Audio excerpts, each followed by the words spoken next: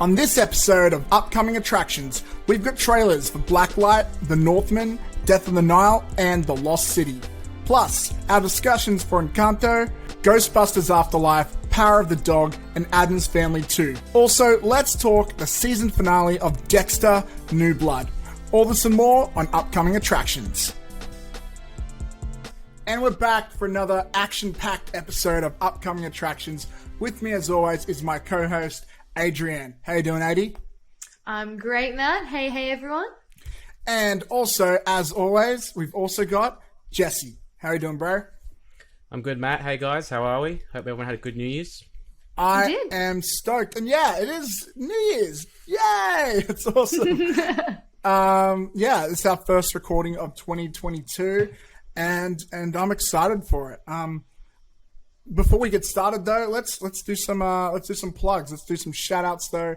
For anyone who's not following us on social media, give us a follow, whether it be Facebook, Instagram, TikTok, Twitter, wherever it may be. If you're not subscribed already, please subscribe to our YouTube channel or our Clips channel. If you want to watch the entire episode, the video, and all that cool stuff. And if you want to listen to the audio version, don't forget we're on both Spotify, iTunes, and anywhere else, really. If you want to help out the show, a 5-star review goes a long way. Thank you so much for your support so far, and let's get into this.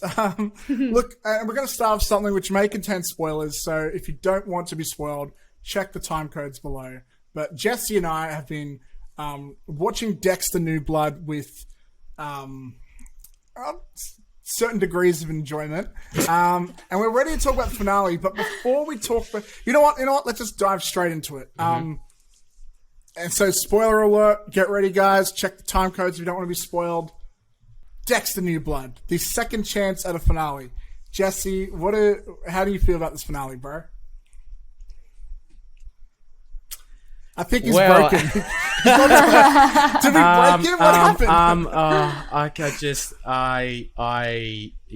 was a bit disappointed. I was disappointed. Disappointed. Was it better than the last finale? You know what? I've been thinking about that overnight. I'm really trying to think about, is this actually better than the season 8 finale? And I kind of thought of it like this. I thought it was a better end, but executed poorly, whereas season 8 was a bad end, but executed better, if that makes sense. Ooh, interesting. That's how I sort of perceived it. So for the record, I thought it was pretty good. I don't think it was amazing. I think it was miles better than the last finale, but I haven't watched it since it came out. But that being said, it ended the way I thought it should end, which about 5 episodes ago, I was like, this needs to end with Harrison killing Dexter. Did you see that coming? Did you think that would be a thing? I didn't know what was going to happen. If I'm going to be honest, I really did not know what was going to happen. I didn't know if they're going to do put it off to a new season. I didn't know if they're going to make Dexter go to prison. They're going to find. I knew something was going to happen. Whereas either everyone's going to find everything out, or Dexter's going to die, or they're going to run away. It's going to be one of those 3 scenarios. And I knew it was going to be one of those 3. And I will admit, I didn't think it would go down the way it did, but I thought, wouldn't it be thematically good for the character if the kid he's been fighting for disagreed with his code or his methods, and that was his ultimate downfall. To me, it made sense, but look, I do think there was a little clunk, and I can't wait to get into it. But I will say, there were parts about it I liked with that final showdown, and there were parts that I really didn't like as well. I thought it was pretty sloppy. Pretty sloppy writing. Okay. I thought, to be honest, I could probably have a better crack at writing this ending than look, I don't have a problem. If some people have a problem with Dexter dying, I don't have a problem with Dexter dying. That's fair enough. I don't have a problem with that. But it's the way that it was executed. I didn't buy that Harrison would kill his dad. I didn't buy that Harrison would kill Dexter. I just didn't buy Hold up. Can I just say, yeah, is he 100,000% dead, or is there room for him to come back or something? There's Clyde Phillips, who's wrote and the showrunner, he said Dexter's 100% dead. Okay. Yeah, it's and you know what? It really.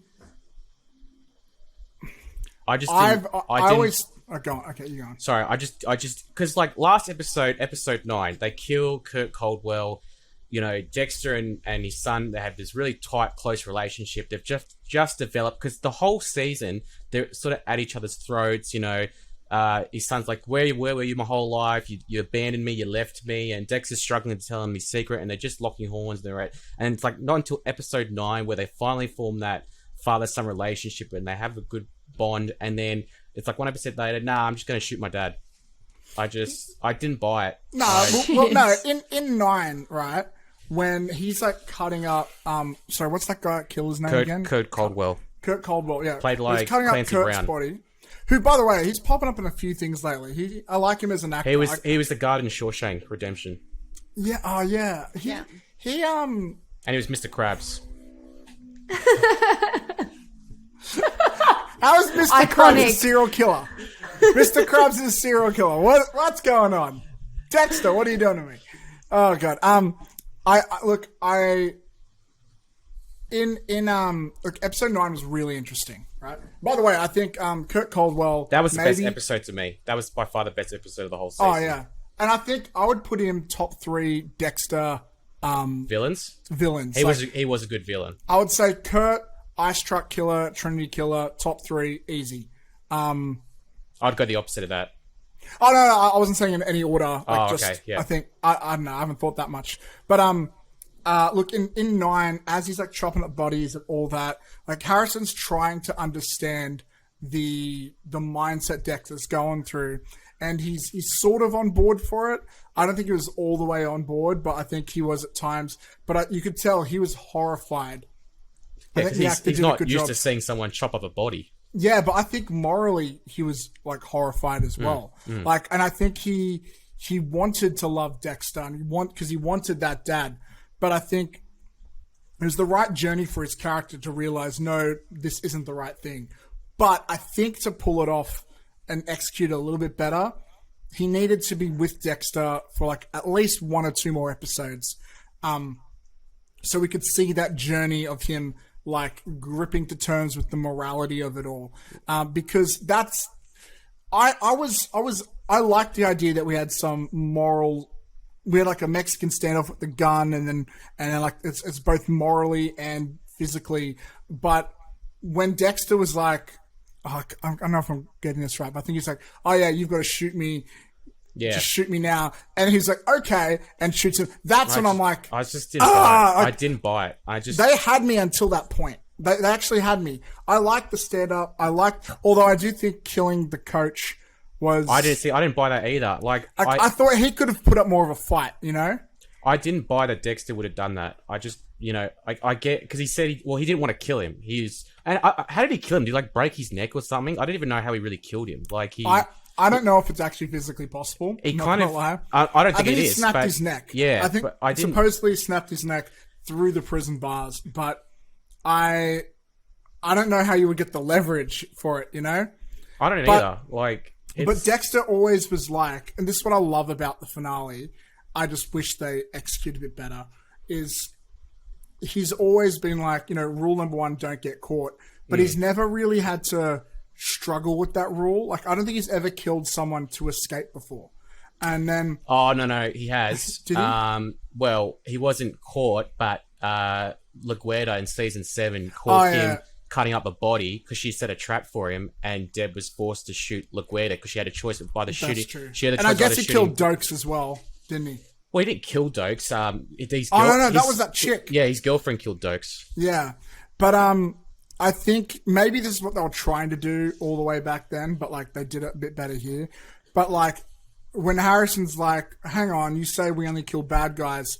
That dude, he's not just a good guy. He's a police officer. He's the coach to your son's wrestling team.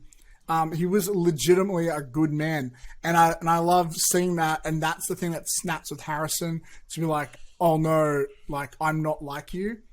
I think that's a really good arc for the character. I just think you needed more than just a split-second decision.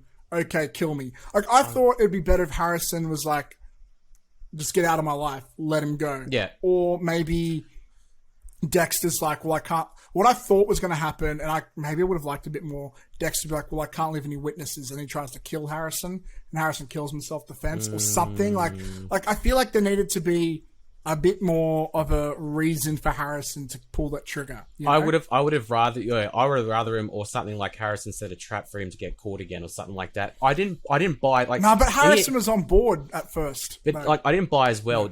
For someone throughout the whole entire franchise who's so methodical, so everything's precise. He had blood on his face. How would he not realize he had blood on his face from killing that dude? And he's driving in a car. He wouldn't look in a rearview mirror and see blood coming down his face. And that's the one thing that made Harrison realize, oh, he just killed someone, and the only person that was in that prison in the police station was the coach. You didn't have time to be methodical though. But you're driving a car to however far he drove it, and you wouldn't look up in the rearview mirror and think, oh, I've got blood on my face. Yeah, okay. Fair enough with that. Yeah. What I was really disappointed for. So here's my biggest criticism with the finale. And it's like, my second biggest criticism. My biggest was what made Harrison, Harrison's turn to kill his dad was a bit too quick for me. But my second one was, I wanted Dexter to go out with one last scheme, one last big thing. Yeah. And sure, he had the thing, go find Coldwell's place. That's where all the killer you've been looking for 25 years is. That was a good way to get her out. And then she calls Angel Batista. I'm like, finally, Batista's going to do something. Like, this is great.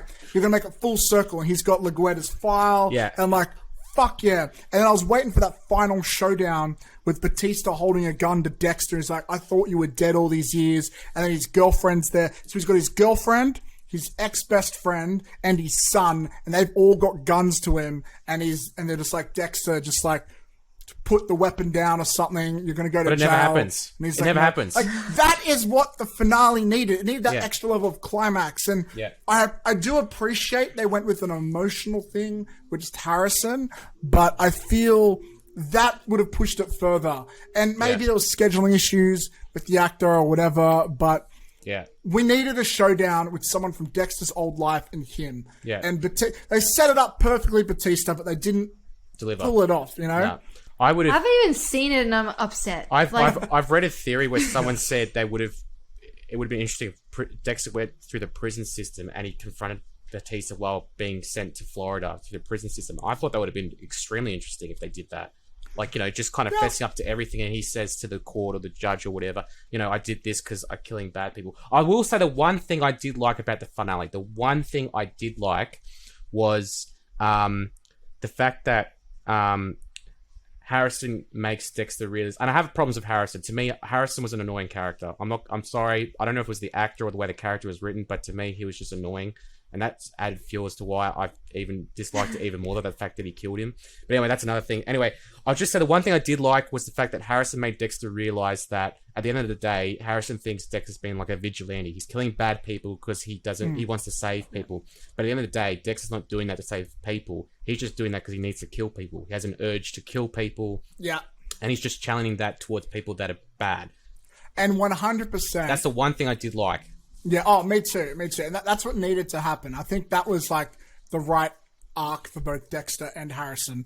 But they straight up got that from the Breaking Bad playbook. I remember Breaking Bad and Dexter ended around the same time. Breaking Bad had this amazing ending, and Dexter did not. And I feel like they learned a lot from Breaking Bad. I reckon the writers back then watched Breaking Bad with their hands in their head. It's like, fuck, that's what we should have done. But this felt when you see Dexter's body on the floor and the camera zooms out, I'm like, that's the last shot of Breaking Bad. I've seen this shot before. It felt like the $2 store version of the Breaking Bad finale. The home brand version. We have Breaking Bad at home. Yeah. Breaking Bad at home. Dexter. And they've said possibly hinted at a new season with following Harrison. And if that's the case, I'm out. I'm not watching anymore. I'm done. I'm not going to follow it. Look, you could do it, but I don't want them to. I don't think, the draw is gone. We watched Dexter for Dexter. Sure, it's his son. You could do it, but you don't have to do everything that is available to you. And also, I think that would ruin Harrison's character because his arc is he's building up to like, this guy could be a school shooter. This guy could be a serial killer. Then he gets that opportunity with his dad, and then he realizes it's the wrong thing to do, and he goes away. Like, that is a perfect arc. End it there. Like, the show, anything else you do it, you would actually be making the season worse retroactively, Yeah. Here's something I loved about the episode. I love that Dexter got caught. Yes, I did as well. I love seeing him in handcuffs. I love seeing. I keep forgetting this lady's name, but his girlfriend Angela, is it Angela? Or Angela something? Is Angela? Okay, something like that. Yeah. And she's like, "Yeah, well, I know that you're the Bay Harbor Butcher." And when I just heard them, like, "Fuck yeah!" Like, this is what I've been waiting for. And I think like the way that she did, I think her police work was pretty good. Weirdly enough, it's like you don't see a lot of shows where it's from the antagonist perspective and the cop. I'm sort of rooting for both the cop and the villain at the same time. Yeah. And I like how she's pulling out. It's cool because when she starts like saying you did this and you did this, it's not just good police work, but it's also like a little bit like nostalgic little Easter eggs as well. I thought that was kind of really well done, and I think the way Dexter wiggled his way out, it's like, yes, this is why I love Dexter. He's smart, he can talk. But I think once I thought the way they killed the coach behind the bars, that was a little bit. I didn't buy it.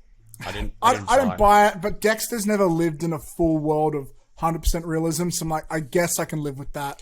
But then, I love the showdown between him and Harrison. But when he's like, Harrison, you've got to kill me. He's like, okay. I'm like, no, whoa, calm the fuck up. Hold the fuck up. I just didn't buy it. I think I like.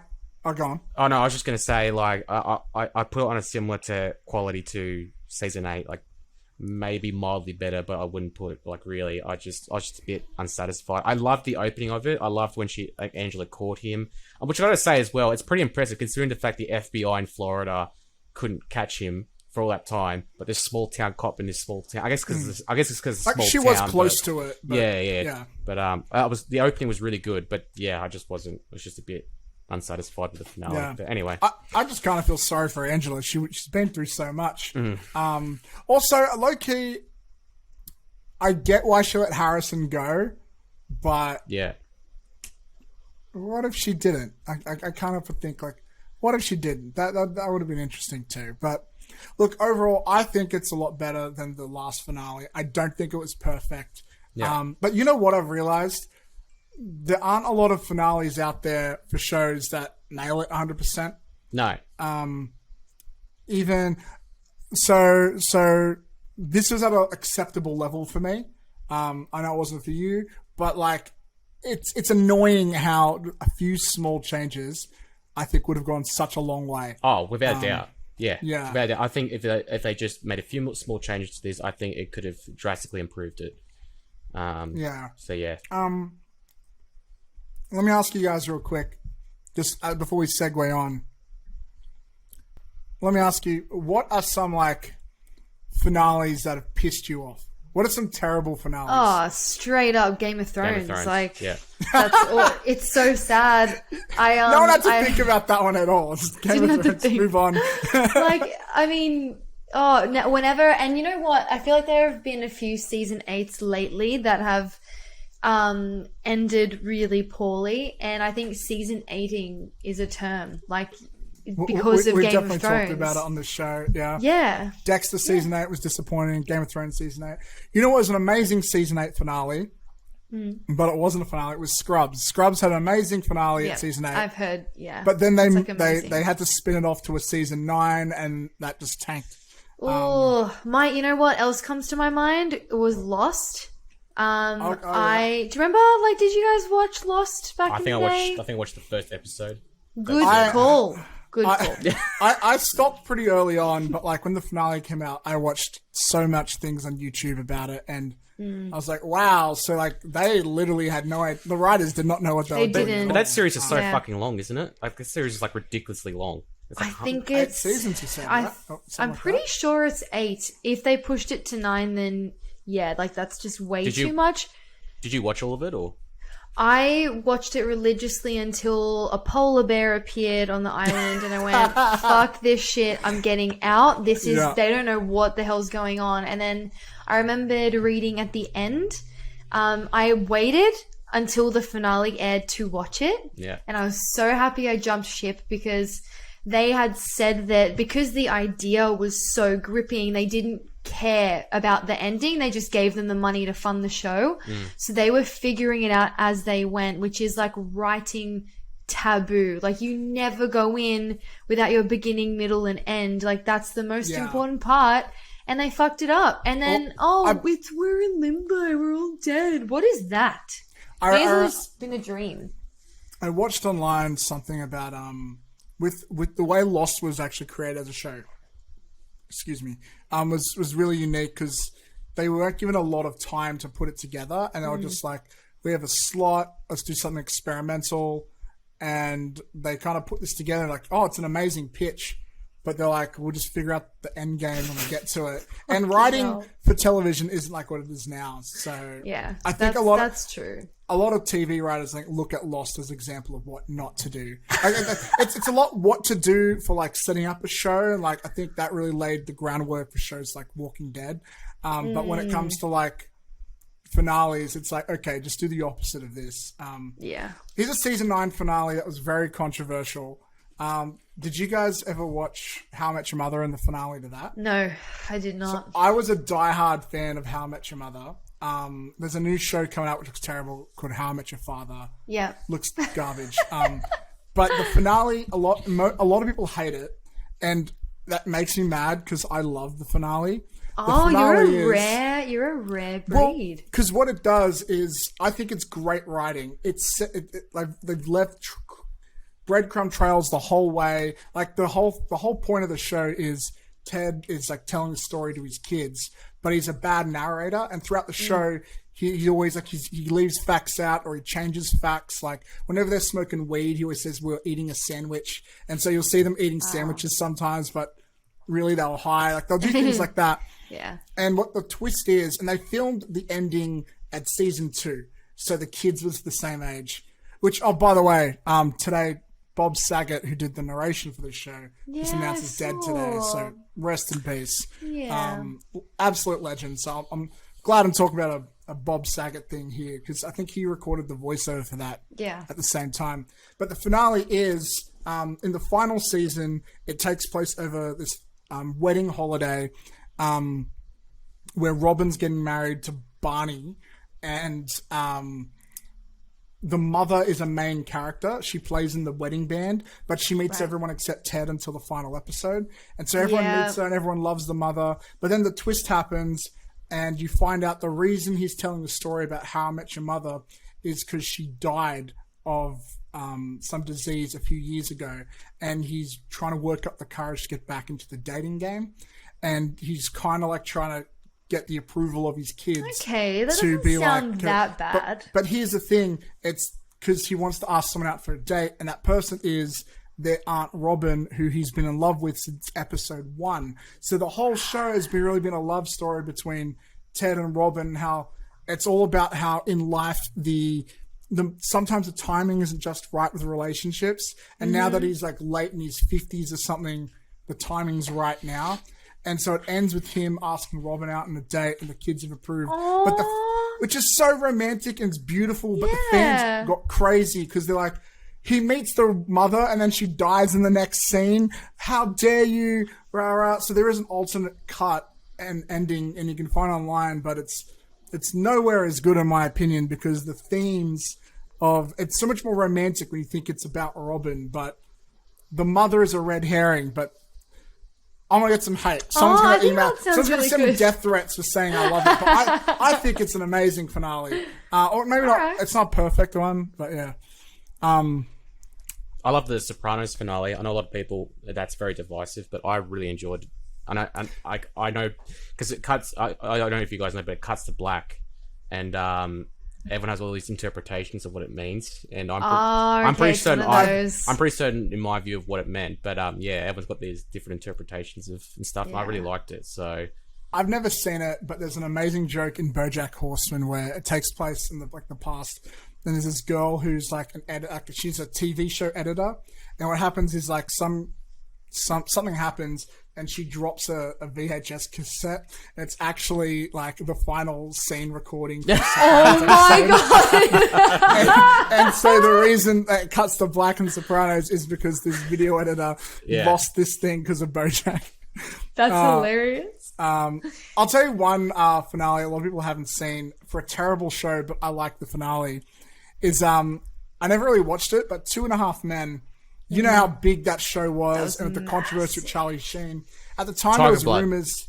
Yeah, Tiger Blood. I got Tiger Blood. There was like rumors that Charlie was going to come back for the finale. So I watched the finale, and there's the plot is apparently Charlie is what happened was he faked his death or something ages ago, and now he's back and he sends them a letter. He's, I'm coming for revenge. I'm going to kill you because you're living in my house and you took everything from me.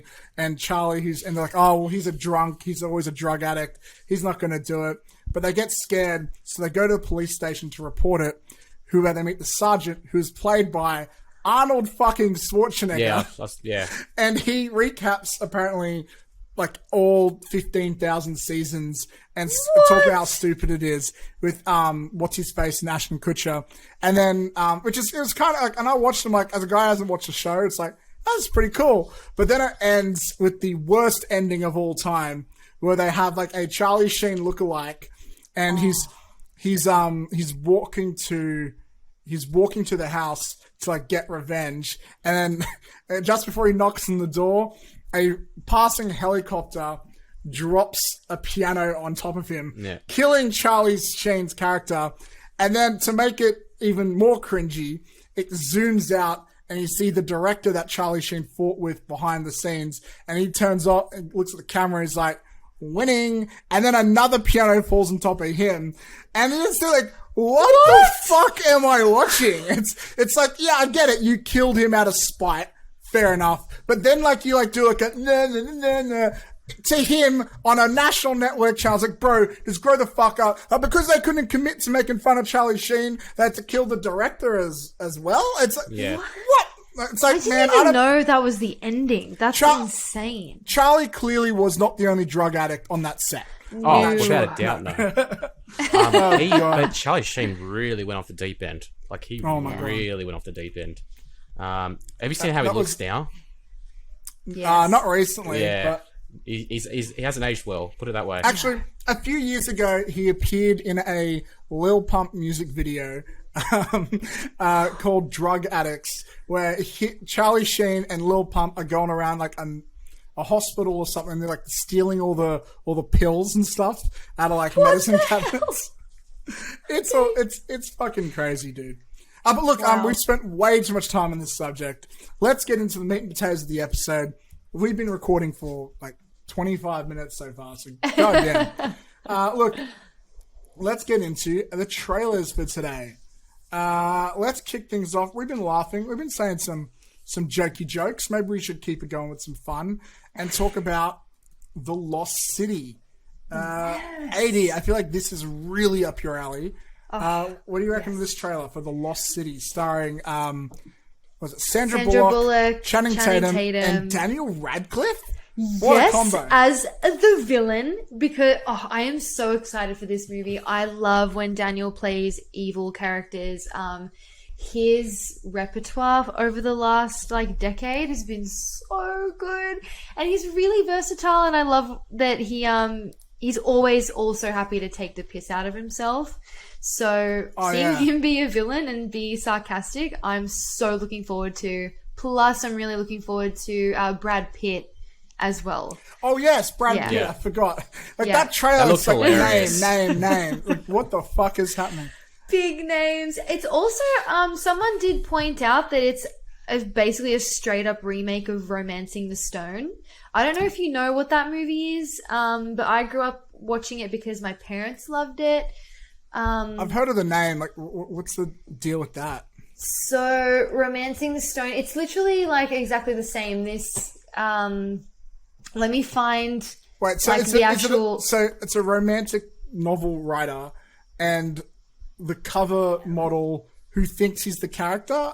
That's yes. So that's okay. Listen, all right. This is the that's plot. a really dumb plot point, and to think that's been done twice in history is All right. bonkers to me. So this is like the tagline for Romancing the Stone, right? So 1984. So Joan Wilder receives a treasure map from her recently murdered brother-in-law, and her sister Elaine is kidnapped in Colombia, and her kidnappers demand the treasure map as ransom. But when you like break down the movie, it's almost the same. You've got like these characters that fall in love trying to get back the person who's kidnapped and blah blah blah, like, you know. Isn't that all like action comedy adventure movies? Yeah, it is, but this one's like pretty close. There are breakdowns you can watch about it. Okay. But I don't care, like I'm so excited. I also really love when Brad Pitt does roles like this too. I think he's such a good comedian. Yeah. What do you reckon of this, Jesse? Yeah, looked like a fun popcorn flick. I don't think I've actually, because Ada, you said you liked Daniel Radcliffe in these villain roles. I don't think I've ever seen Daniel Radcliffe in a villain role. Has he played a villain? He's done some pretty dark stuff. There's one he played did, where... there is one. He played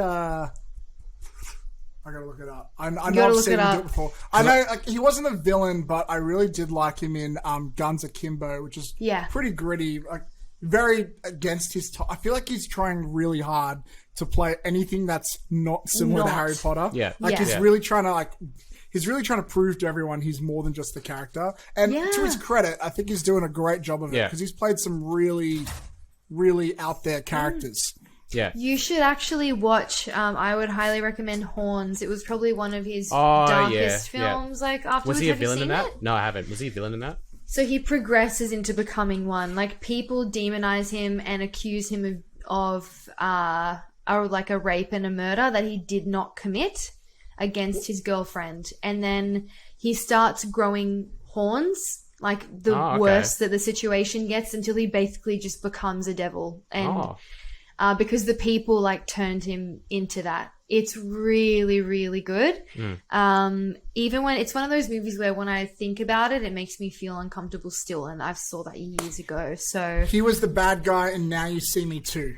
He was a baddie in that. I haven't seen those movies. Which is a hilarious thing because it's all about like magicians, and then like here comes this magic magician guy, but he's the bad guy. Like I remember when I saw that, I'm like, that's incredible casting. That is genius. Was he a good villain in that?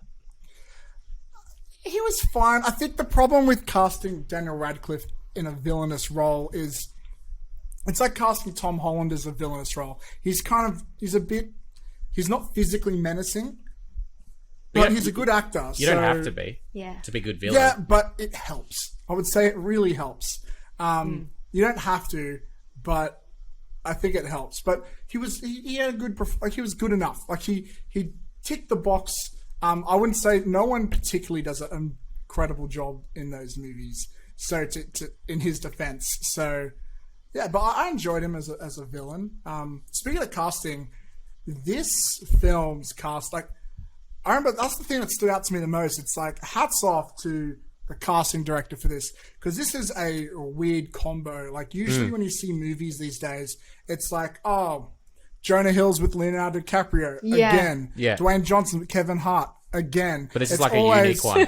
This is like it's just ticking all these weird boxes of generational gaps. Like you've got Sandra Bullock, who is, in her defense, on a bit of a comeback, but she was much bigger in the 90s. Channing Tatum, I think, I haven't seen him do a major studio movie in a while. But he was a big name. I think he's got a few big things in the works, though. And Daniel Radcliffe is Daniel Radcliffe. You know, he's Harry Potter. And you got Brad Pitt, who, I don't know, like, for me, I feel like, other than, like, a couple Tarantino movies, I feel like he's like, do you feel like he's one-dimensional? Is that where you're going? No. I'm not criticizing his performance. It's more like he used to be the biggest name in the world, but now it's just like he's very selective about what he does. He's so selective, though. I feel like it's super rare to see him in a major role. I've seen him in a lot of stuff lately, to be honest. In the past few years, I've seen most of his films in the past few years because he always ends up picking films that I'm interested in watching, and I think he's a great.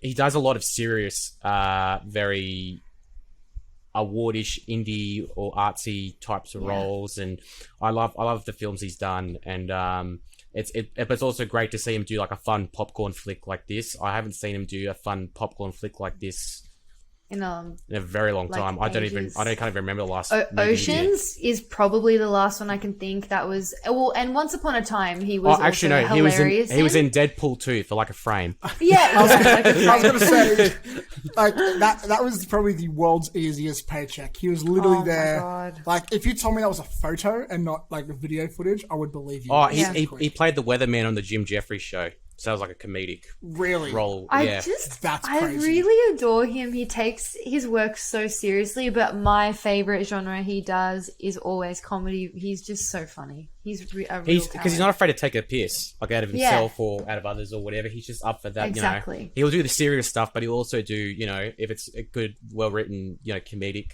role, he'll do it as well. So yeah. Holy shit! I'm on his IMDb, and he is a executive producer on the American version of the Lego Masters TV show. He does a lot. Like, that's why he disappeared for so long, is because he's so busy producing the shit out of a lot of stuff. Like, he and Clooney, that's basically all they do now. And Leo. Yeah. Wow. Yeah. Look, this movie looks like a ton of fun. I don't really have much else to say. I feel like, just like how, like, Red Notice, like, sort of, its laurels rested on its cast. I feel like so does this, but like for different reasons. Like, I'm more excited for this one for sure. Me too. I gotta say, the trailer is legitimately funny. Like, I wouldn't say that about Red Notice's trailer though. Like, it's I'm like weirdly excited. Like, if you told me about this film, I would have been like, who cares? But I watched this trailer, I'm like, I need to see this. This is pretty good. Like, I'm keen. Like, this is probably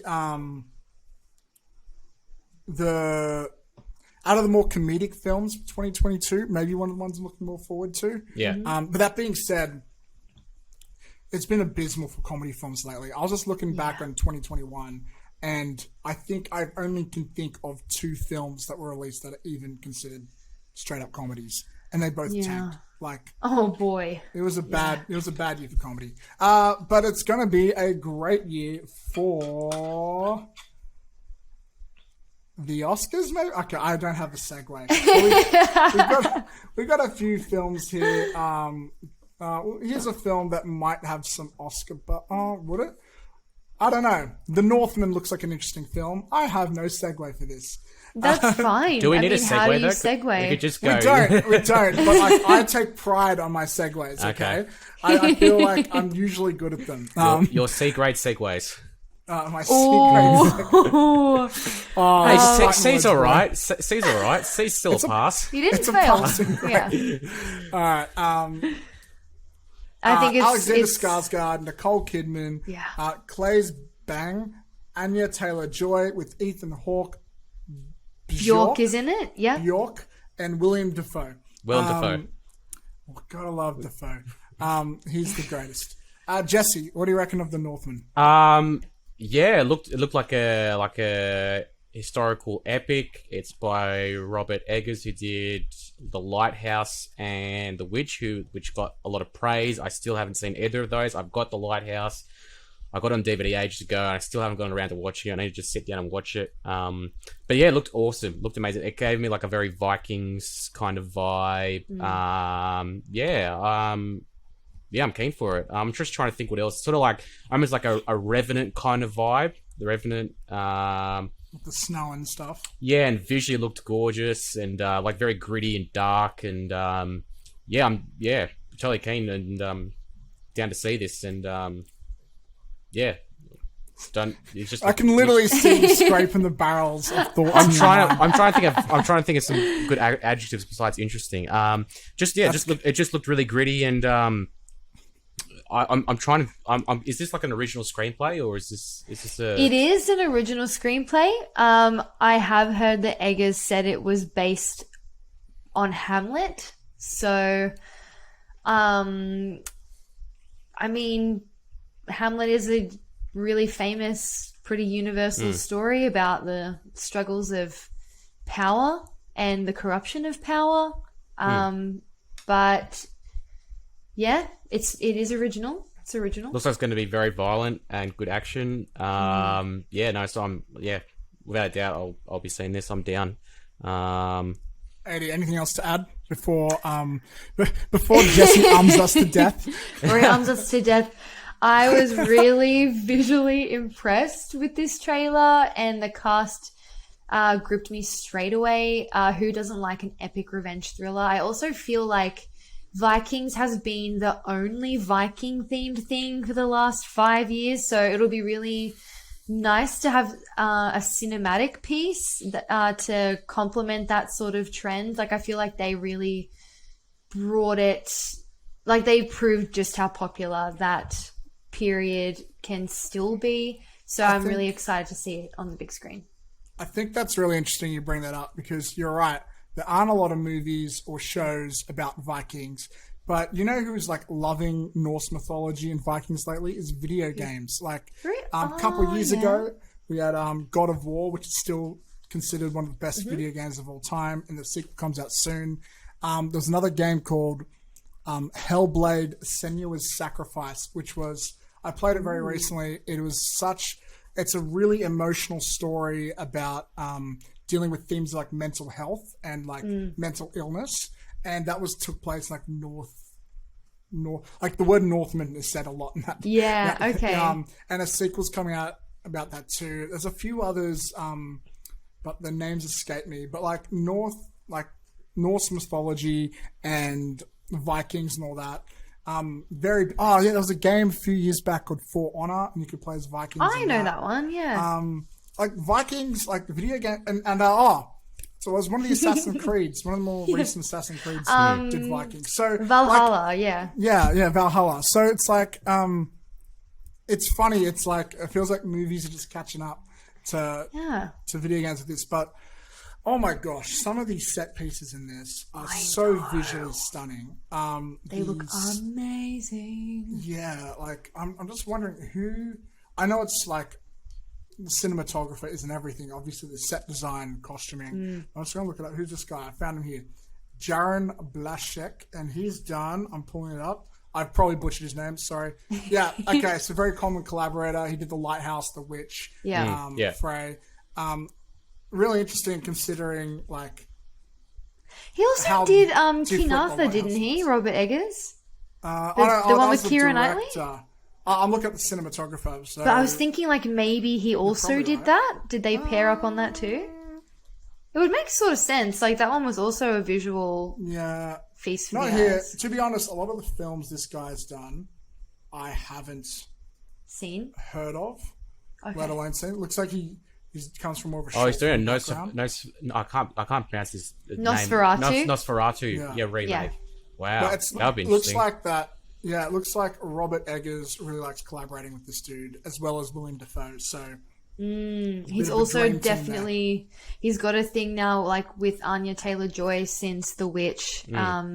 So I think a lot of people have a thing for Anya Taylor-Joy. I know she's like come out of nowhere, and I really love her too. We're gonna see her on the big screen a lot more in the future. I think. Moving on. Things I'm sure we'll see a lot more of, but I kind of wish we wouldn't. Liam Neeson. Oh my God. Let me just get into this. So look, I'm not saying this will be a bad movie. I'm sure it'll be fantastic. But why does every Liam Neeson film look, feel, and sound the fucking same? I feel like every movie by Liam Neeson, you just copy and paste the script. Yeah. Change the names of the characters. Change the character, yeah. You change the setting. The only major thing you change is the setting, and you're done. Yeah. I mean, and you know, I'm willing to bet, if I pull up this director, I knew it. I freaking knew it. These two are attached to the hit. So this director, his name is Mark Williams. They just did, with Liam Neeson, they just did Honest Thief together. Yeah. They did The Marksman together. Yeah. They did, I think there's another one, because I remember reading about this guy not long ago. But yeah, like, Honest Thief actually was, and the Honest Thief actually wasn't bad. It was actually pretty decent. It was cool to see Liam Neeson fight Jai Courtney, but The Marksman was a bit of a snooze fest. I thought Honest Thief was... It was an alright movie, but I thought it was so forgettable. Like, I just don't remember anything from that movie. Oh, very forgettable. Sorry. Let me change what I said there. It was an alright movie for a Liam Neeson B-grade action film. Oh, okay, yeah. Because, like, you compare it to the other stuff he's got, like, you know, obviously we're ignoring Taken, because Taken's a classic. But, like, what else is there? You've got... Cold Pursuit, not Non-Stop. Non-Stop, that's the one where he's in the plane, right? Yeah, there's Cold Pursuit. There's oh god, there's got to be so many more. There are there's a lot. Yeah. I feel Taken 2, Taken 3. Taken 3 is so I bad. love Liam Neeson so much. Like, I think he's also seems like such an amazing person. But I feel like if I ever had dinner with him, I'd be like, you know, I've had that problem before where I've gotten so good at my job that they don't want to promote me because they just want to like keep me there. So I totally feel you, but come on, man, just push it. Like, just you gotta get out of that cycle. A Walk Among the Tombstones, another one. He did one called he did one called A Walk Among the Tombstones, which probably it was probably more moody thriller than actiony. And I thought it was a good movie. Look, I'll be honest, like I still enjoy, even if it's just another Liam Neeson action flick. I still enjoy it. It's still fun. Like, I like Liam Neeson in those roles. Yes, they're very similar. They're all the same. I remember I read the top comment on the trailer for this movie. It was like, Liam Neeson has become his own genre now. And Liam Neeson has constantly said, I want to move away from action films and do other stuff. But he's still making action films. Yeah. Like, I was thinking the same thing. I've seen him for last 3 action movies. He's done the entire press tour going, no, I want to do some things that aren't action. And he goes, here's another generic action film. Yeah. And it's like Jackie Chan was saying for a while, I'm going to stop doing action films. But then I feel like he just stopped doing American films and he just does dramas in China now, which is super unfortunate because I love Jackie Chan so much. He's great. Here's a question. I know Liam Neeson is this massive action star and we love him for his action, but like, is he even believable as a guy who would kill a bunch of people? Like, this dude's like 60. It's not like he's muscular or anything. Like, I feel like if you pushed him over, he'd very easily break a bone. He's a big guy though. He's tall. He's very tall. And he's tall, but he's broad as well. Like he's got like a bit of like it's not like not muscular, but just like he just looks like strong. You know what I mean? Like I feel like he's in real life the way he is in Love Actually, like this beautiful, soft, squishy dad. So like I don't know. I will say I hope this isn't too controversial, but he was in some controversy a few years ago where he copped a lot of flack for it, and I feel sorry for him because what he was trying to say in an interview was when he was younger, he knew someone who was like beaten half to death and assaulted by like I think an African American person, and then I remember this. He was really angry, and he was like, "I just want to find someone." But the point of his story was like he had to learn how to overcome that hatred and like not be racist, and so the whole point of his story is like, you know, it's coming from a place of love, but people just took it heard as racist. The first part and ran with it and go, Liam Neeson is racist. I'm surprised he didn't get cancelled. Like the fact that he's still out here making these, I guess they're bargain bin action films, but the fact that he's still making movies, like I'm happy for him because he came from I feel like when he said all that stuff, he came from a place of like honesty and vulnerability, which is like really important when you're trying to deal with these topics. Like that's the only way we're going to evolve as a culture and stuff. Exactly. But like when you just take this one element, ignore the rest of it, and just assume the worst, and just try and cancel someone who is on your side, who's fighting for what you fight for, I guess. I feel like it's not productive, and when I see things like that, it makes me a bit sad. Like, cancel Louis C.K. all you want. Cancel people who actually have done bad things. But when this guy's like, I once had a bad thought, but I learnt that is not the way to live your life. Yeah, and it's completely... We should be applauding people like that, you know? Yeah. Wow, sorry to bring this down to a real dark place. Let's move things up with a movie that'll be slightly more fun. I think Death on the Nile, and I know I just said the word Yay! death, which is like yay, murder, death.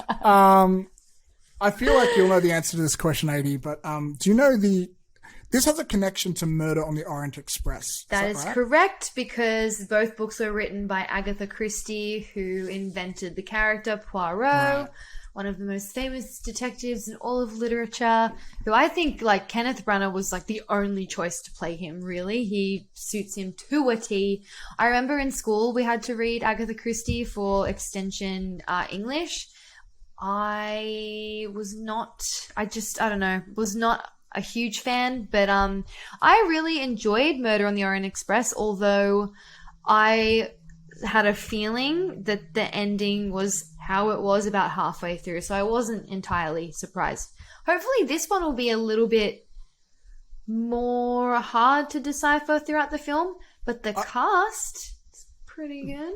Very big. I just got to say real quick, I'm unfamiliar with Kenneth Branagh. I'm familiar with Kenneth Branagh, but he's acting and directing. That's no small feat. He is British royalty in the acting world, chiefly for theatre and then eventually in film.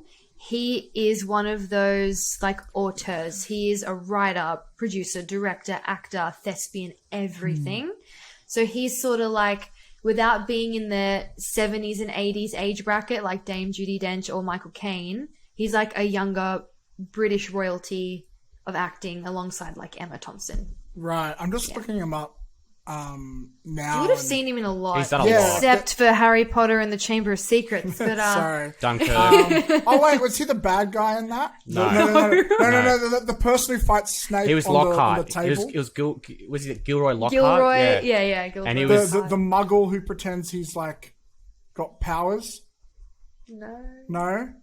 There is a guy in that second movie, though, who doesn't have powers, and he fights Snape on the dinner table. that's Lockhart. But he has right. his magic. But he's not Muggle. Oh, okay. Yeah. I'm sorry. He was, like, lying about how good he was or Yeah. something, wasn't he? He was. I don't know. Yeah, I've only yeah, seen yeah. He was I've only seen comedic. bits of that film. Yeah. You guys thought I was trolling you, but no, I was trying to be honest. So I realized I have seen him in a few things, including parts of that movie. So I'm just realizing now. So he also starred and directed Murder on the Orient Express. So this is a direct sequel, correct? Yeah. Sort Kind of same character, same main character, but just it's new the same mystery. universe. Yeah. Right. It's kind of like a James Bond situation. It's like same character, new mission. Pretty much. Yeah. Sort of. Okay. Cool. As you can tell, I'm going in with this pretty blind. Like, I know nothing about this franchise. Did you see Murder? Did you see Murder on the Orient Express? I didn't, but I heard really good things. It was good. And I feel like I missed out. It was good. I wouldn't, like, overhype it, but it was good. Yeah, it was. It's a very stylish film. It's very style focused. Well, I can see, like, this trailer is very stylistic, and I'm loving that. I'm This guessing it's a very movie's also- similar vibe. Yeah, very. And this has been delayed now for like a year and a half or something. So really, this film should have been out ages ago. Yeah. Well, look, I'll be honest. When I first saw this trailer with no context, I was like, oh, this is how it starts. First, we get Knives Out. Now, everybody wants to be a... I get you. what do you call it? Do the crime thing. A whodunit. Yeah. But, no, I guess this beat him to the punch. So that's pretty cool. Look, I wouldn't be mad if whodunits, murder mysteries became a new trend because, as much as I love Marvel movies, I feel like everybody trying to make everything a superhero movie. I'm getting over that as a trend. Like when I see movies like Men in Black just trying to be a Marvel film, I'm like, no, like I'd be okay if Marvel just does Marvel. And like, you know, I remember back in the 90s when, I think it was like late 90s when everything was like a rom-com or, you know, like I wouldn't mind a new trend to hit Hollywood soon. And if this is it, I'm down. I'm down. It'd be fun. You can do comedy. You could be serious. I knew it. I knew Russell Brand was in this. I thought I saw him in the trailer. Yeah. I just saw it on IMDb now. That's cool. I haven't seen him in a movie in ages. But yeah, look, I'm keen for this. You guys got any other things to say before we move on? I'm just going to say I like how, and I don't know if this was intentional, I'm guessing it was, but I can't be 100% certain, how it almost felt like Armie Hammer was completely cut out of the trailer. Did you guys get that feeling? It's like, it's that guy, let's cut away. Is he on the poster? He is on the poster. Yeah, it has to be. Like, he's too central for them to try to cut out wherever they can. Like, they unfortunately cast him as co-lead with Gal Gadot, and there's nothing you can do about it. And it's awkward as fuck. And I think every time you watch an interview or something comes up, like as a feature piece, they dance around that shit like everything's on fire. How pissed would you be if you're Kenneth Branagh? Like, your movie's delayed, and then one of your lead stars in the movie gets accused of all this like sexual assault, cannibalism, all this other stuff, and you'd be like, "Fuck me!" Like, it couldn't have just been one scandal. It's like all of this shit. You had to go this hard. Yeah. Can we just start talking out real quick? Now, obviously, we are not a tabloid podcast. We don't normally get into tabloids. But for the next 5 minutes, we've got the latest scoop. So here's my understanding of what happened. Correct me if I'm wrong, because I haven't followed this fully. I'm not exactly a diehard Armie Hammer fan, but so he was in an interview promoting some film, and he goes, and what he said was like, "Oh, I wouldn't mind eating someone or something," or was Do you want a really quick like breakdown? Because I followed this the whole week it happened. I was like addicted to what was going on. I was on Twitter like 24/7. So one girl came out and then all these other girls followed. They were posting screenshots of their Instagram interactions with him. And he's married, right? Like, he's been with he was with his wife or whatever for a really long time. They have kids, blah, blah, blah. So he had been sort of like grooming girls who were fans. And then he would have, if they agreed, he would pay for them to follow him privately around his promo circuits. So he'd like fly them to Venice or like wherever he had to do promo and get all different girls to like sleep with him during this time. So like he'd have his assistant arrange like hotels and everything, but it would be super top secret. And in the messages, he would just, before he would do that, like make sure they were on board with his fantasies. And then even afterwards, he would message them things like, "Oh, I'm going to imagine like that, like when I'm on top of you, I've ripped your heart out of your chest and you're dying in my arms." Like, and then he'd say things like, talk about eating them.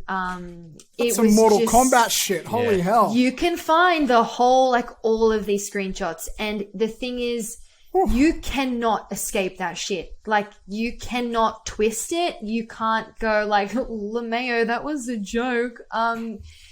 Oh my goodness, he really got caught really hard. And did he actually take the girls around with him? Like, yeah. Like, they were chauffeured privately. And then just every now and then he'd be like, "Hey, nice sex.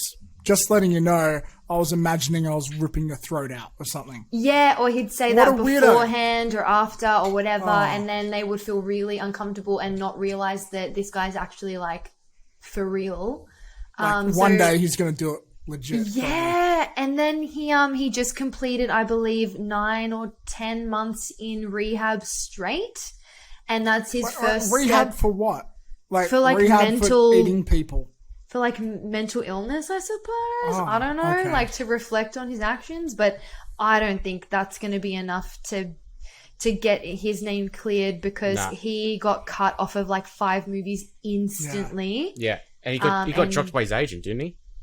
Yeah, I think so. Yeah, I think no one wants to work with a guy who's like, "Hey, FYI, not only am I cheating on my wife, but I want to eat people." Yeah.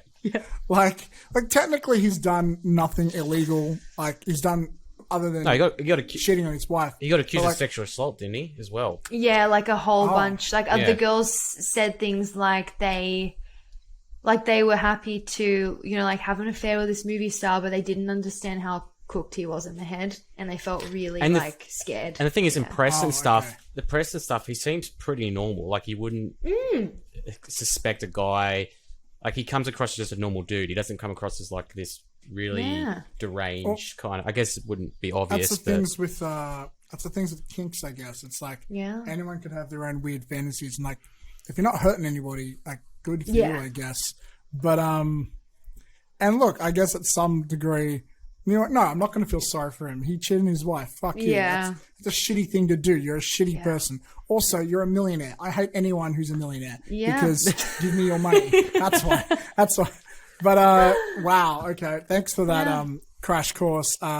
He sounds like a piece of shit. Was he like, in Call Me By Your Name, was he like the raper, the guy who raped some? I think it's technically statutory rape because he was like 17, like Timothy Chalamet's character was 17, although they were in love in the film. Like, it was a 100% consensual relationship. It was more, or maybe he like just turned 18, his character. I can't remember. I just remember there was a scene and like, there was a sex scene where it started off like super aggressive and it didn't seem, I remember it doesn't seem consensual, but then like it changed, like the mood changes halfway through and I'm like, I never felt like that was the case in the picture, but I think when people, after the scandal, maybe, but after the scandal, people were like, now when I watch this movie, like I see it in a whole different way. Oh, God. Yeah. That's a great movie though, Call Me By Your Name. I've never seen it. It's beautiful. Shall we move on? Yes. We shall.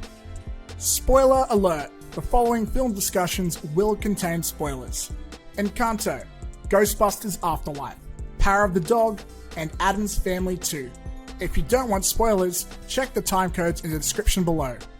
This is your spoiler warning. You've been warned. Alright, let's get right into it. Let's kick things off with Encanto. It's out now on Disney+. Adrienne and I saw it. Oh man, I really enjoyed this film. What do you think, Adi? I enjoyed it. It's probably my least fave of all the the recent-ish sort of Pixar movies. Just because I think I love the story and I love the characters and the animation was stunning, but the music wasn't, for me, like, I don't know, none of the songs really stuck out to me. I'm not that big. Yeah, for real. Come on, drip, drip, drip, drip, drip, don't ever stop. Oh, whoa. It just didn't grab me musically. It's a Lin-Manuel Miranda. Stronger, a little longer. No, he's only written one song in Moana that I really liked, but I am not a fan of his musicality, like, at all. Wow. So, can you hear that? It's the pitchforks.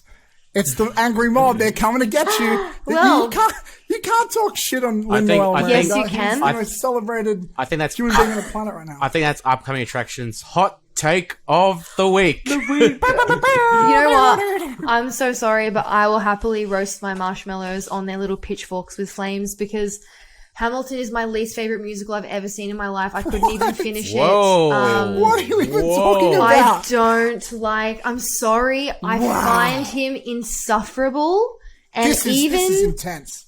I just can't. Look, I'm sure. I don't know what to do with this information. Oh my god. Okay, look. I'm sure he's a lovely guy. I'm sure we could have a great dinner together. But I'm so sorry, Lynn. I'm not a fan of you musically. And I'm not a fan of your writing style. What's going on here? Somewhere out there, old mate Lynn is You know how much I love Disney movies. I watched Moana like 8 times in a month. And I knew every single song. I'm all about that life. But this one, the music, I don't even remember like any of it at all. What about me, I wish there was we no don't music talk and it would have about been better. Bruno. No. Sorry, actually, to be fair, actually, okay, I'll stop being shitty for 1 second. Those 2 songs are the only songs I care about.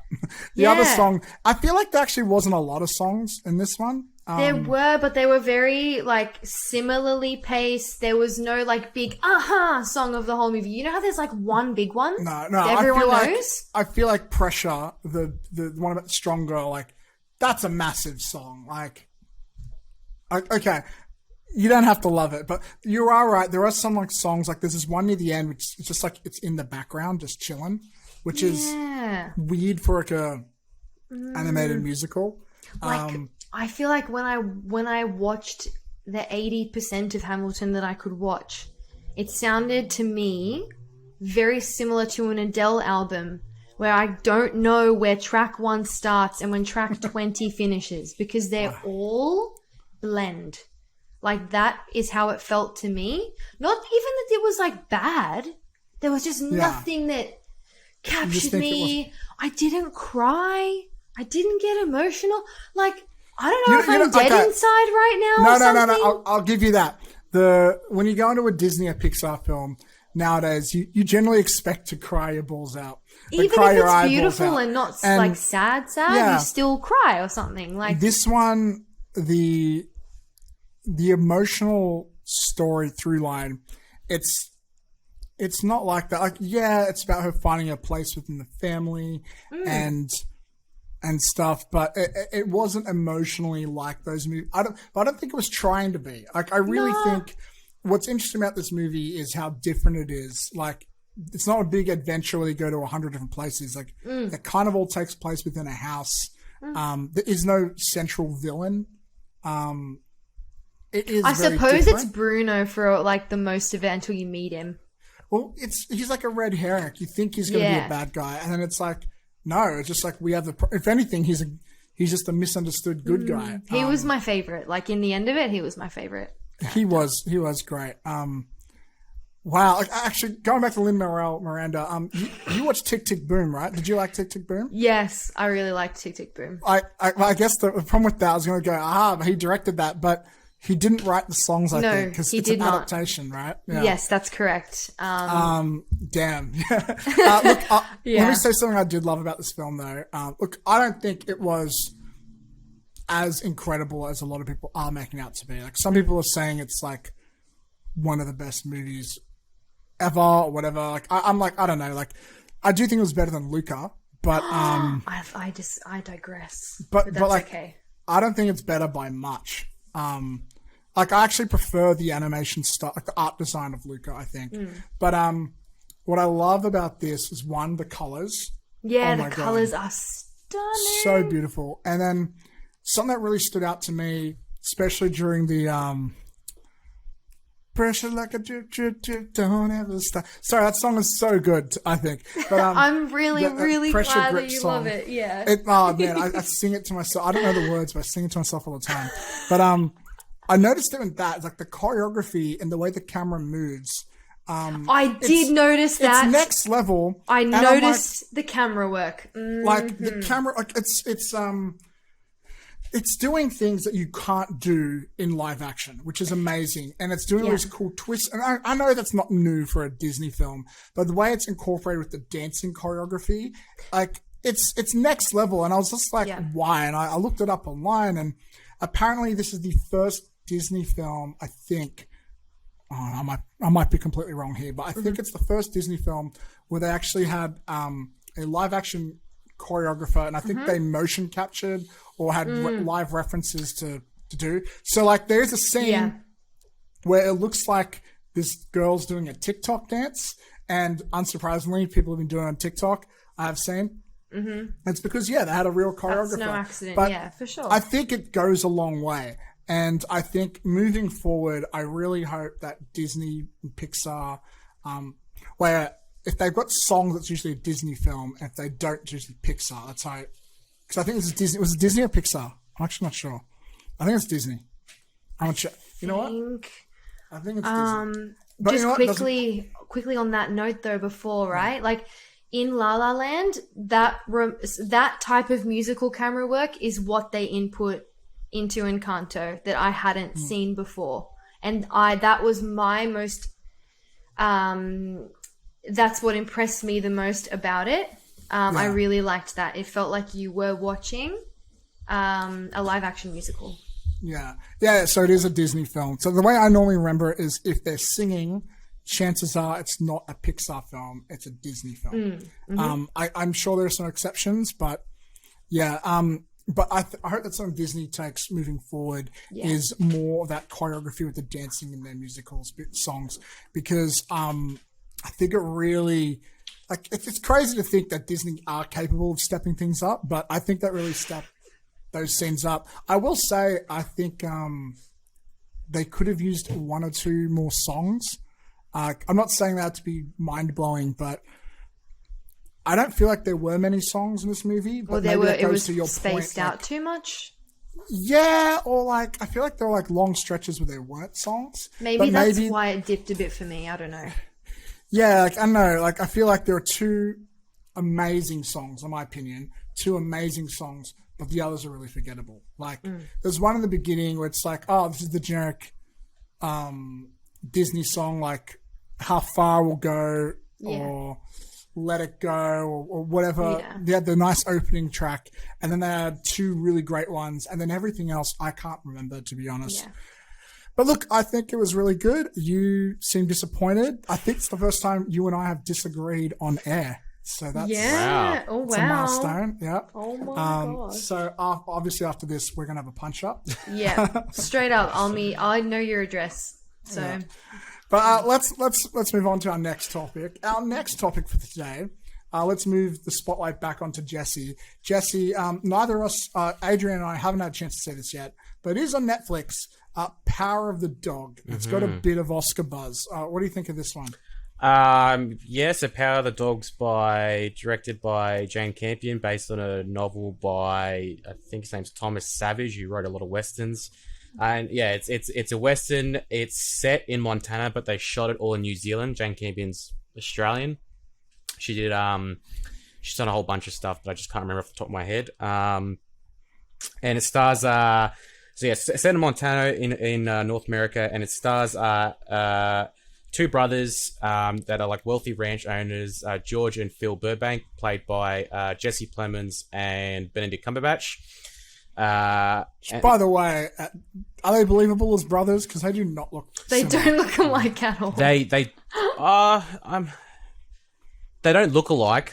But I bought it. Like, I bought them as brothers because brothers don't always look alike. So that's fine. How's Kristen Dunst? Because I haven't seen her. Yeah, so she was in it as well. She did well. So basically, they're like these ranch owners, and they're moving this cattle or something like that, and they happen upon a restaurant, and Jesse Plemons, who plays George Burbank, he's kind of like the nice, sweet guy, very friendly, very just whereas Benedict Cumberbatch is the very macho, no nonsense, short tempered, and they come to this restaurant that Kirsten Dunst owns, and she has a son there, played by Cody Smith McPhee, and Cody Smith McPhee's character is very effeminate, obviously gay, and very sensitive. He like makes flowers out of like paper and stuff like that, and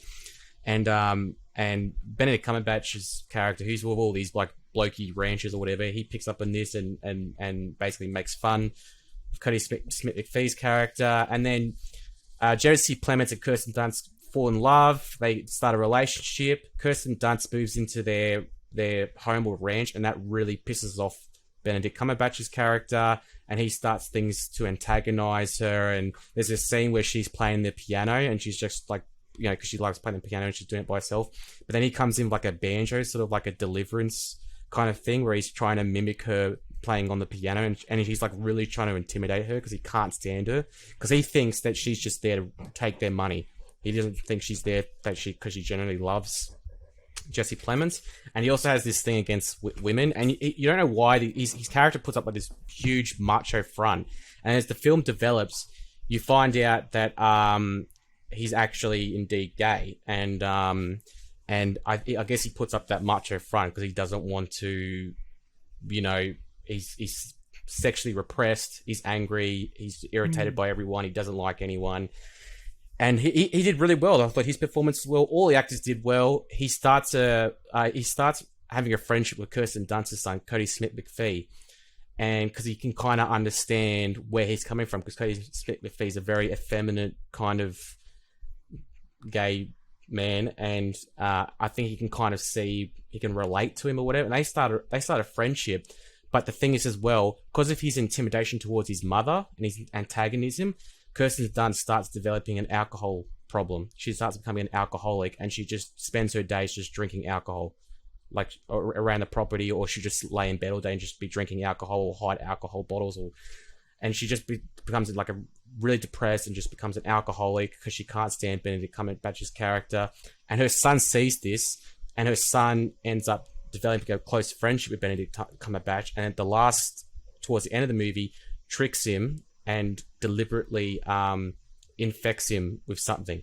So Benedict Cumberbatch's character ends up dying from anthrax, and from handling a raw hide that Cody Smith-McPhee finds during a ride out into the middle of nowhere. He finds this cow, guts it, because throughout the whole movie, like, Cody Smith-McPhee's character is very effeminate, but there's like a sort of like psychopath kind of tendencies there. Like, there's one scene where a servant comes in and finds him dissecting and cutting up a rabbit and taking out its insides and stuff and studying it, because he's trying to study medicine. But there's also like some psychopathic, and it's very subtle. The whole movie is very, very subtle. You didn't really understand, like, the first time watching it, I didn't fully get everything. It's not in your face. You really like have to pay attention because it's very subtle. But he develops this relationship, and Benedict Cumberbatch feels like he can trust him, but then Cody Smith-McPhee turns to him at the last minute for his mother and ends up deliberately infecting him with this anthrax. And I liked it. It was a very good film. Critics have been raving about it. It's slow. It's a Western. It's slow. Some people are going to have a problem with the pacing and the subtlety, but I really enjoyed it. I thought it was a great film, and all the performances were fantastic. I really enjoyed it. I thought it was really, really well directed. The score by Johnny Greenwood from Radiohead was fantastic. Cinematography was fantastic. So Performances, cool. yeah, I really enjoyed it. So Cool. I actually watched the first half, and then I ended up having to leave. Oh, so I've just home, spoiled the so I didn't entire get to thing finish for you. it, Well, I was going to say, we don't have to watch the movie You now didn't. because You you literally didn't. told us everything. Yeah, but yeah, thank you. yeah. Thank you for that abbreviated version. You didn't actually. You didn't have to spoil it for me. I did have already you read know the the book? ending of the book. I haven't read it, but when this movie came out, I did one of those things where, you know how Wikipedia in the plot tells you the whole fucking plot and not Jesse just like did. the baseline? I ended up getting like sort of invested, and I didn't care too much. So I just read the whole thing like before the film came out because I had heard so much buzz about it. And just from that first half, the performances were really, really good, but I agree with the pacing thing. It is an extremely subtle film, and I feel like everything would have been... Yeah. It's all on the twist. Like, that twist is like it's that like, it's like a blink entire and you'll bit you're miss waiting it kind for of the twist. whole time. And a lot of people didn't get it. A lot of people watching the movie didn't get the twist. Well, from what They reviews didn't? I've seen, some people didn't like from first watching it. But Some- it's a very blink and you boy. miss it kind of twist. Really, Yeah. it's very subtle because he handles the raw hide with gloves. Because if it touched his skin, he'd be infected or something. Something could happen. So Cody Smith-McPhee's handling this raw hide while wearing gloves. And there's this scene in the barn, and it's a fantastic scene. It's probably one of the best scenes in the movie where Kirsten Dunst sells these hides to this American Indian and his son. And because the servants at the house say, Benedict Cumberbatch, he just burns all the hides because he doesn't want anyone else to have them. He's just, selfish and narcissistic that way. And she's like, He's we can't do that. And selfish, she runs out and sells them, and they give her this nice pair of gloves. He comes back from a journey with Cody, like a ride with Cody Smith-McPhee, and finds out and just loses his fucking shit and just like starts tossing shit around, getting really fucking pissed off. And then Cody Smith-McPhee just like ducks out of the barn as he's just going ballistic, and then he comes back and he's holding something and he takes one of the gloves off, and that's the implication. That's what happens. And he brings it in later on, and and he gets infected and. Right. Yeah, it's very subtle. It's very, very, very subtle movie. But I really enjoyed it. I thought it was really good. Unfortunately, like that, something they always teach you in screenwriting class and stuff, and a lot of people always say this, and critics will say it, it's like, don't spoon feed the audience. Don't bash them over the head with it. Don't spoon feed. But the thing is, with average audiences, you fucking have to, because no matter how smart they think they are.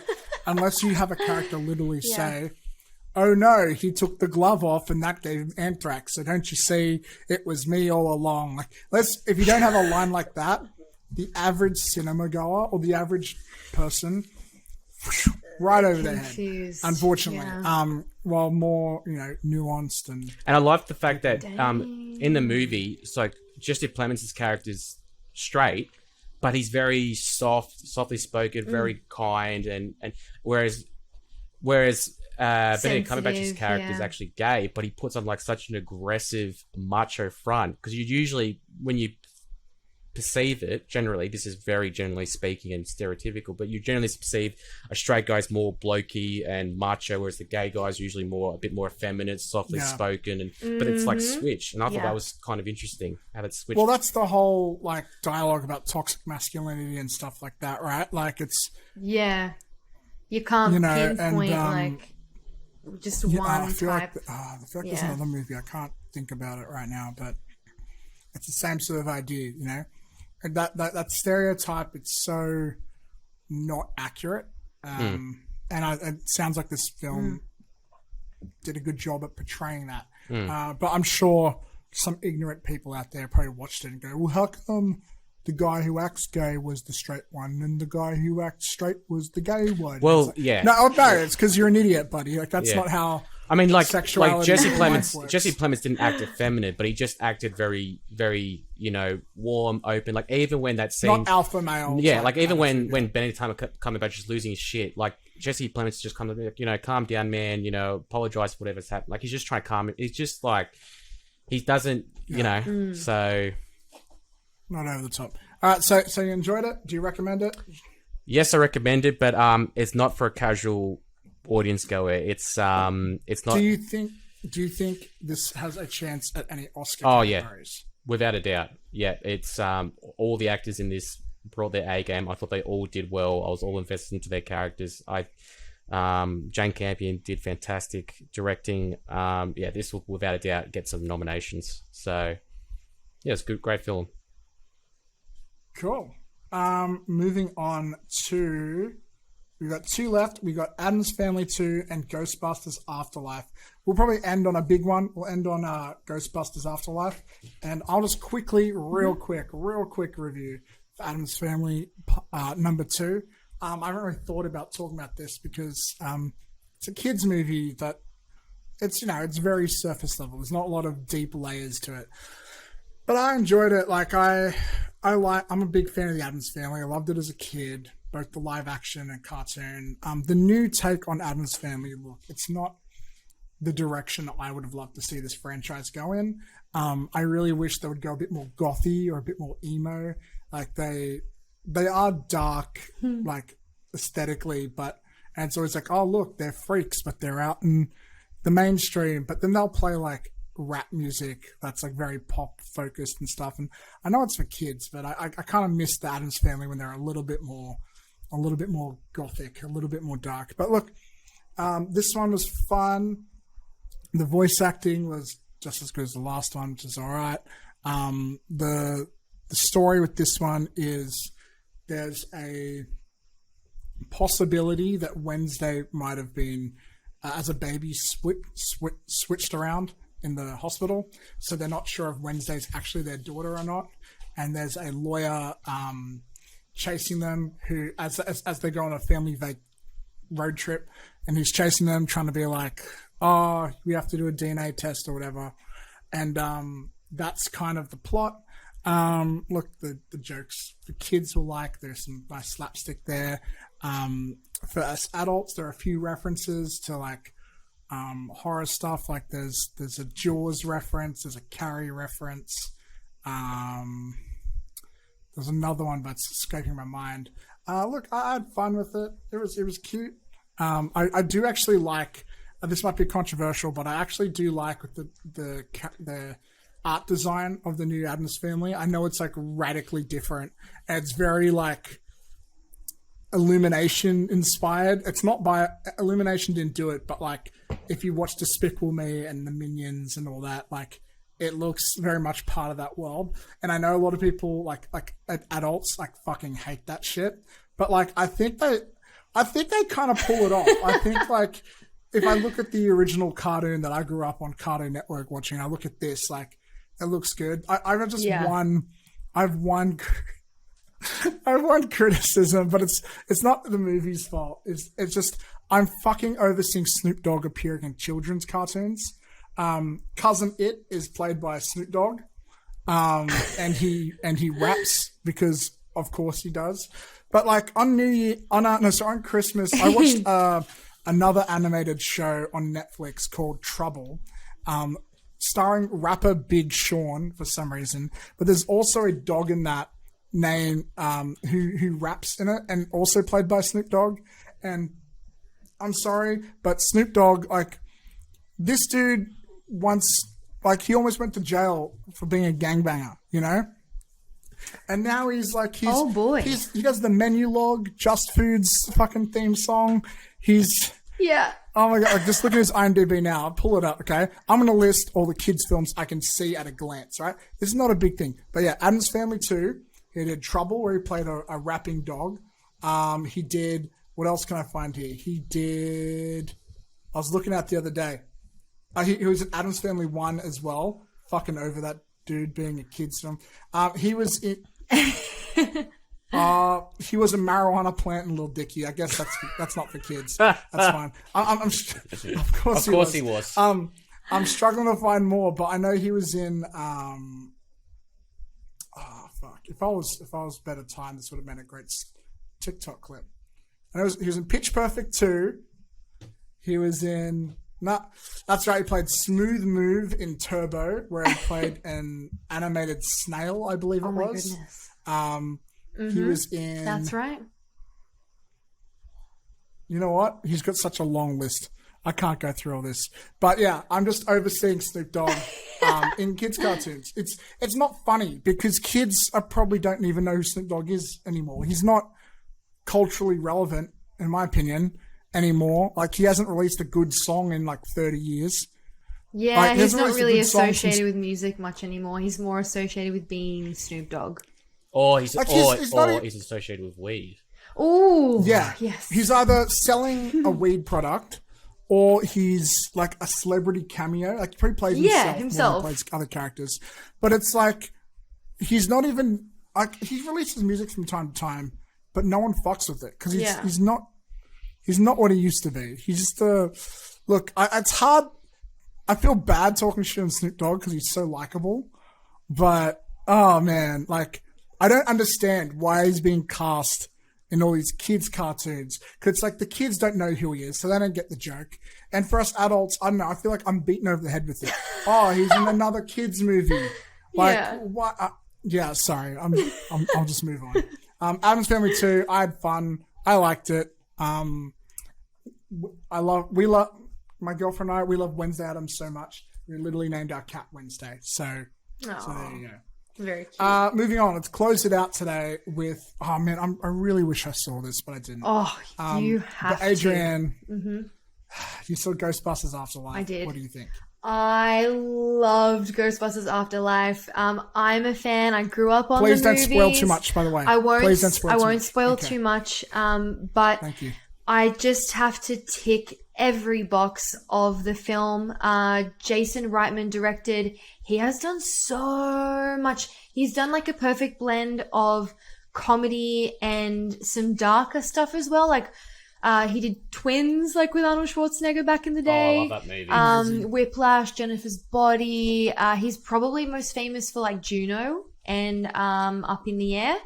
So he's great. Like, his pacing, his direction for the actors, and making everything feel succinct and consistent. He's so good at it. He nailed it. He really, really paid homage to the originals perfectly without making it leech off of like the same old jokes or like maybe everything that was the same. But he also didn't try to make it something brand new. He did it in a really, really just honest and subtle way. I feel like must be a big fan of the originals because you felt that too. When you watch it, well, his father directed the originals, didn't he? I'm pretty sure you're correct because I know he when you type him in, like Ghostbusters 3 comes up. Yeah, Ivan Reitman directed the originals, I'm pretty sure. Yeah, no, I'm pretty sure you're right about that. So he's got a personal connection to it. Yeah.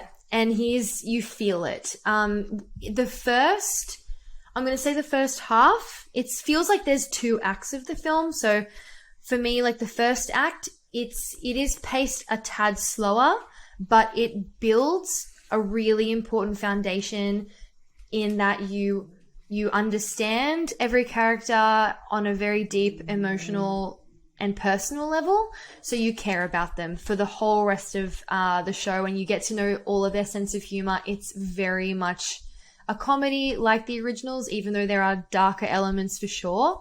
McKenna Grace, she's going to be like a huge force when she gets older. She was amazing.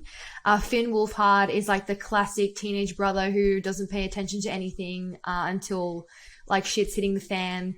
And I don't want to spoil anything, but you do have like the originals. Cameos. Yes. Yeah. I'm not going to go in depth about that because I actually cried at the end of the film. They did something really beautiful. I ask, however they are appearing in this film, yes, are they reprising the same characters? Yes. Is it a continuation? So this is basically Ghostbusters 3. Yeah? Yeah. It's definitely like they are themselves. Like it is the same universe, and you come to understand quite early on how these characters that we're focused on are connected to them. And also, go for it. Oh, I don't want to bring Ghostbusters 2016. I was about to say we're just going to slide past. Yeah. We're just going to slide past that one. Yeah. Like, I don't like hating on that film the way others do. Like, yes, it's a bad movie, but I hate the way gender gets brought up because I feel like it's not bad because they're women. It's bad because it's a bad movie. The script was not solid. Yeah. It was a really weak script, and I feel like they were trying to take the franchise in a very different direction to the original. Correct. Which tons of franchises who are trying to reboot old franchises do that. But like my point is, the thing I thought was unforgivable about that movie was like they kill off Bill Murray in a way that it feels like a big middle finger to the fans. Like I haven't seen, I think I've only seen Ghostbusters 1. I didn't grow up with it like most people. I don't have the nostalgia others do, but like even me as a casual viewer of Ghostbusters, seeing it at cinemas, I was like, oh, that's not a wise move. Like, no one's gonna like this scene, dude. Like, how'd you not feel shitty filming this? Like, I know. And so, like, I feel like the number one job that this movie has to do, even before being a good movie, is that it just needs to show respect to the previous source material. And the trailers look like it did that. Yeah. So I'm really happy to hear. It really did. And when I tell you, when shit does hit the fan, the pace is pretty much non-stop until that final couple of minutes So Harold Rami is the only one of the original 4 who has passed away. So there isn't Harold Ramis? Ramis? I don't know. Yeah. You know when it looks French and you just want to say it like it's French. Yeah. But yeah, you've been watching too much Emily in Paris. I have. But they really do. Like they're all there, and the way that they do it, it's like it's a send-off in the film, but also in real life. And it's like this, it's a love letter to Ghostbusters. Like, that's exactly what this movie is. And Would you compare it to something like Daniel Craig with No Time to Die? Yeah. Like the sort of send-off in a way? Or no? It's like that. Like, it feels like it's this cherry on top of the cake. Like, the cake didn't need the cherry, but you're happy that it's on there now. Like, it's okay. I got you. Yeah. So, and also Paul Rudd, as usual, is hilarious in it.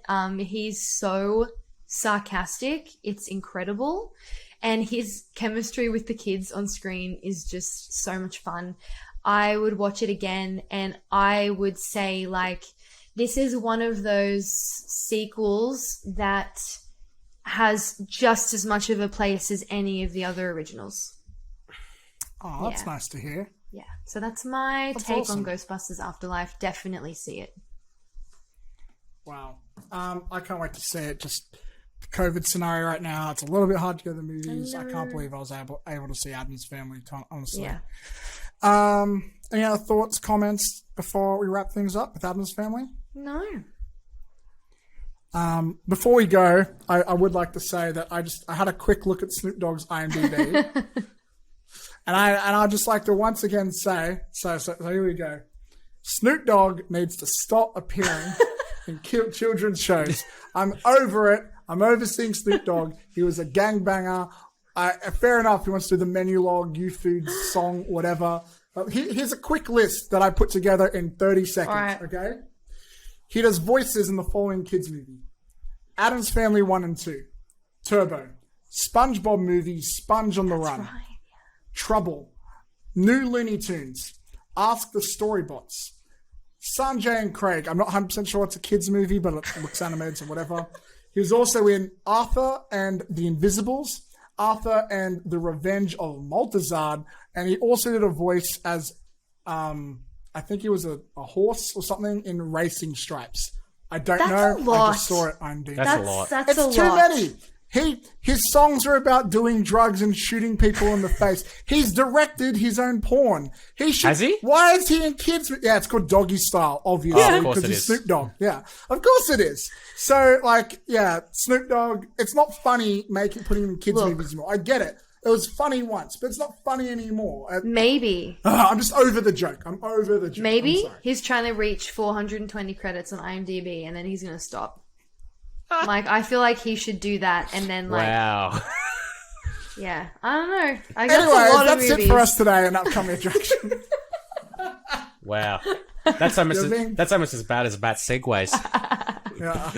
my Wow, job. It's what I Jesse's do. ruthless today. Yeah. He's savage today. Yeah. Just no one's safe. Yeah. Anyways, guys, that's it for us today. I appreciate the effort put into it, though. Thank you. Thank you. Look, guys, we are trying to entertain the people, and one day we'll be good at it. But that day is not today. That being said, if you like the show, despite our terrible puns, why not give us a review on iTunes? A 5-star review goes a long way. And if you are watching this video on YouTube, thank you. Please give us a subscribe if you want to see more. And you guys can watch it on YouTube by subscribing there as well, or to our Clips channel. What if you're just driving the car and you want to listen? Very easy to do. We're on iTunes, Spotify, wherever you want to go. And don't forget to follow us on social media. Our TikTok is honestly our main platform right now. It's blowing up. Post clips to there pretty much every day, and it's fantastic. I think that's all the plugs. I think I did it. I did it. Yeah. Yeah, we did it, guys. It's been a mission, but we're finally getting semi-decent. We're finally getting to an acceptable level of our plugs. Anyways, that's it for us today. I'm Matt. That's 80N. 80N. You got this. You got this. You'll get there. 80 and Jesse. I'm Matt. That's 80 and Jesse. We are upcoming attractions. Follow us on Instagram. We love you. Mwah. Peace out, guys. Later. See you guys. Bye.